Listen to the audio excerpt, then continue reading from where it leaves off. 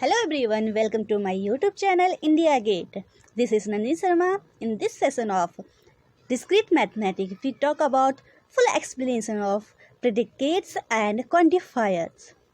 So, before starting of this session, if you watch my video first time, so please like and subscribe and also click on bell icon for all notification of my video. Keep on share, like, comment on my videos. So let's start this session. Here I prepare 10 points which is covered in this session. First one is your about definition and about predicate logics. And second one is your universal quantifier, existential quantifier, quantifier with restriction domains, precedence of quantifier, binding variable, and logical equivalence involving quantifiers, nested quantifier, and order of quantifier. And last one is your negating quantifier. So move on. First point about predicates and quantifier. So what is predicates? Basically, predicates is denoted by P of X like this, and we can also denote this statement X is greater than 3 by P of X, where P denotes the predicate is greater than 3 and X is a variable. In other words, we say that the value of propositional function P at X. And now we move on. Next point is that a statement of form P of x1, x2 and so on xn is the value of propositional function P at the n tuple x1, x2 and so on xn times, and P is also called the n-place predicate or n-array predicate. Move on. Next point. The area of logic that deals with predicates and quantifier is called predicate calculus. What is quantifier? Quantifier and quantification express the extent to which predicate is true over the range of elements in English, and in words all, some, many, none and few are used in quantification. Move on. Next point. Universal quantifier. The universal quantifier of P at X variable is for all X. P at X variable for every X, P of X, an element for which P of X is false is called counterexample of for all X, P of X. If the domain X is empty, the for all X, P of X is true for every proposition function P of X, because there are no element X in the domain for which Px is false. Now move on. Next point. Other way to express universal quantification means all of, for each, given any, for arbitrary, for any, etc. Here important point is that when all the elements in the domain can be listed, say x1, x2, so on xn times, it follows that the universal quantification means for all x, Px is the same as the conjunction operation. Means Px conjunction or AND operation px2 and so on pxn time, because this conjunction is true if only if px1 px2 so on pxn are true. And here the property of the conjunction: when all the elements or statement is true, then it produce true, else false. Existential quantifier. The existential quantification of Px is there exists an element x such that Px or there exists x P of x. Other way to express existential quantifier: for some, for at least one, there is. The important point is, if the domain X is empty, then there exists X. Qx is false whenever Qx is a propositional function, because when the domain is empty, there is no element X in the domain for which Qx is true. Now another important point is, when all the element in domain can be listed, say x1, x2, so on xn time, then existential quantification there exists x element p of x is same as the disjunction function, like px or operator px2 or so on pxn times, because the disjunction is true if and only if at least one of the px1, px2, pxn is true.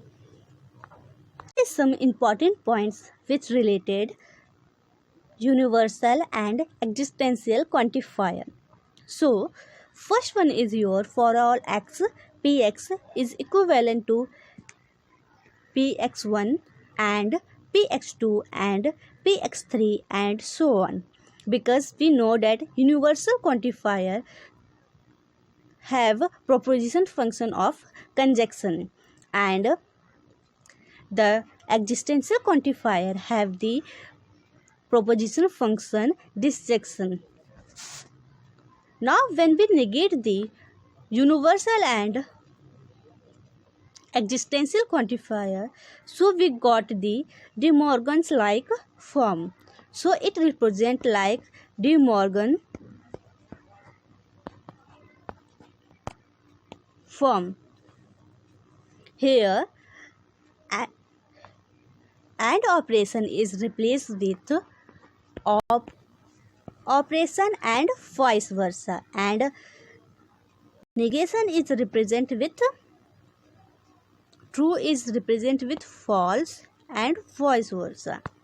So if we negate universal quantifier, we got there exists x not px equivalent to not px1 or not px2 or not px3 and so on. Here when we negate the existential quantifier, we got universal quantifier like. So negation of existential quantifier is equivalent to for all x not px equivalent to not px1 and not px2 and not px3 and so on. Now we move on next. Next point is quantifiers with restricted domain. For example,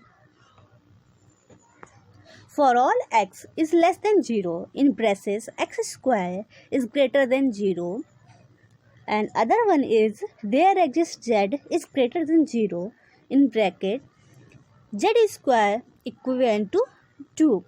Then our important point is The restriction of universal quantification is same as quantification of conditional state.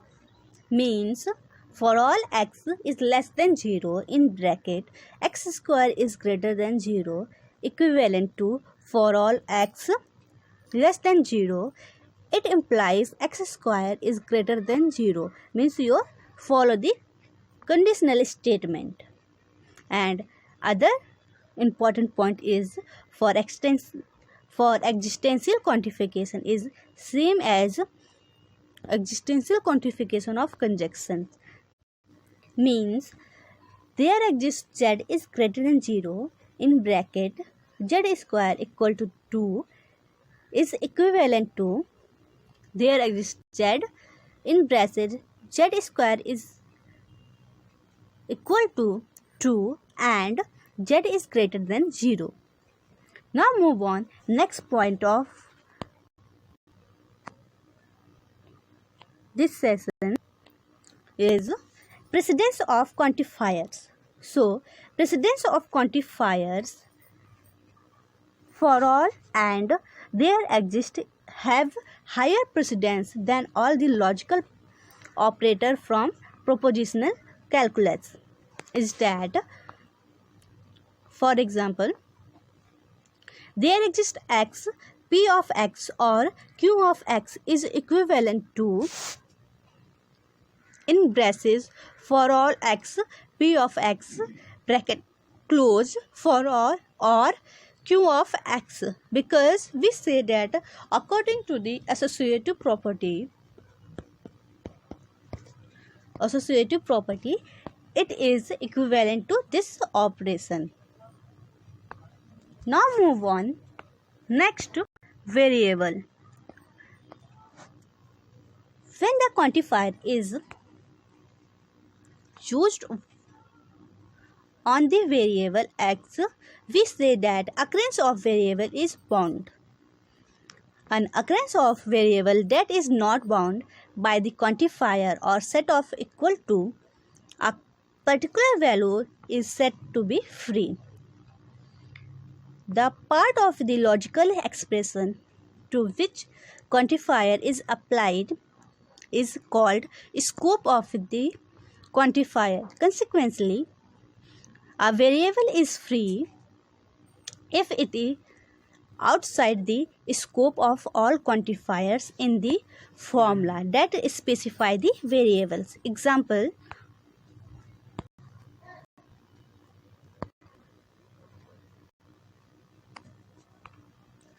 first one is there exists x in braces x plus y equivalent to 1. So x is bound and y is free because here x is out of the bracket. So come to the next example. There exists x, p of x and q of x or for all x are x. Here scope of the first quantifier there exists x is expressed as p of x and q of x, and scope of second quantifier for all x is expressed as r of x. Note, in common uses the same letter is often used to represent variable bound by different quantifier which scope that does not overlap. Logical equivalence involving quantifier. So here first logical equivalent for all x, p of x and q of x is equivalent to for all x, p of x and for all x, q of x. This logical equivalence is really important because based on this equivalence here 2 or 3 question is asked in GATE exam. So listen carefully. Second one is there exists x, p of x or q of x is equivalent to there exists p of x or there exists q of x. Now other one is for all x, p of x or q of x is not equivalent to for all x p of x or for all x q of x, and there exists p of x and q of x is not logically equivalent to there exists p of x and there exists x q of x, because we know that the existential is closed under the disjunction function and your universal quantifier is closed under the conjunction operator. Some important results are: first one is for all x p of x or for all x q of x implies for all x in bracket p of x or q of x. Second one is there exists in bracket p of x and q of x implies there exists x p of x and there exists x q of x. And third one is for all x in bracket px implies qx, the whole implies for all x px implies for all x qx. Negating quantified expression. So I already told you, when we negating quantifiers we use the De Morgan's law for all the quantifiers. Hence we say negating universal quantifier is equivalent to your there exists x not px, and negating existential quantifier is equivalent to for all x not p of x. Nesting quantifiers. Two quantifiers are nested if one is within the scope of the other, such as for all x there exists y in braces x plus y equivalent to 0. The above statement is same as for all x q of x, where q of x is there exists y p of x comma y, where p x comma y is your x plus y equivalent to 0. Now the order of quantifiers. The order of quantifiers is important unless all the quantifiers are universal quantifier as well as all are existential quantifiers. Means here we using commutative law, means a b is equivalent to b a. So after applying the commutative law on quantifiers we got first one is for all x for all y p of x comma y is equivalent to for all y for all x p of x comma y. This is because this is using only the universal quantifiers, and same here it is using only existential quantifier, so we use commutative law very easily. And next one is your for all x there exists y p of x comma y is not equivalent to your there exists y for all x p of x comma y. Here there exists y for all x p comma y is implies for all x there exists y p of x comma y, not the equivalence but it is used implication or conditional statement. Now move on negating nested quantifier. Successfully applying the rules of negating statements involve a single quantifier. For example, negating for x for all x there exists y for all z P of x comma y comma z is equivalent to there exists x not there exists y for all z. P of x comma y comma z is also equivalent to your there exists x for all y not for all z. P of x comma p of y comma z, and it is also equivalent to there exists x for all y for all there exists z not p of x comma y comma z.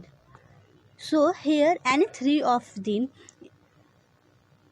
nested quantifier apply for only one single quantifier. Now this session is end here. I hope you understand all the points. Thank you. Have a nice day.